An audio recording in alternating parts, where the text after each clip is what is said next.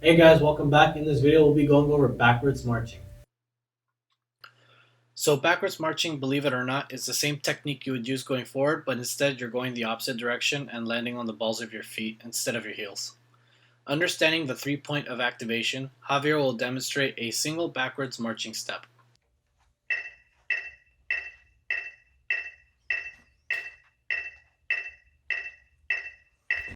Notice how his toes are still trying to point up, his legs are still straight, and the AT muscles are propelling him backwards.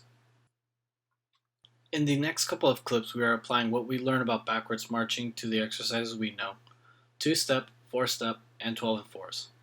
When doing these exercises, keep thinking about how you will be executing each step, knowing the points of activation, keeping the heels low, and maintaining balance. The biggest thing with backwards marching is the difficulty of maintaining an 8 to 5 step size consistently. So get those reps in.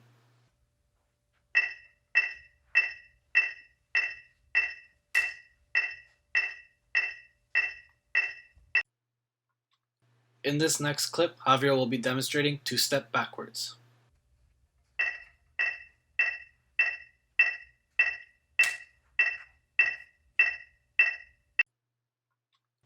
In this next clip, Javier will be demonstrating 4 steps backwards.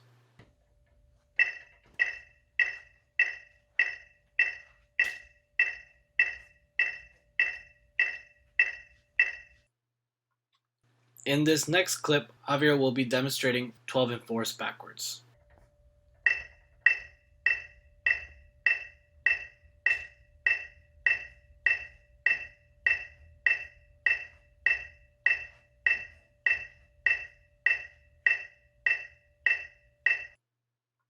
Thank you guys for watching. I hope this video was straightforward.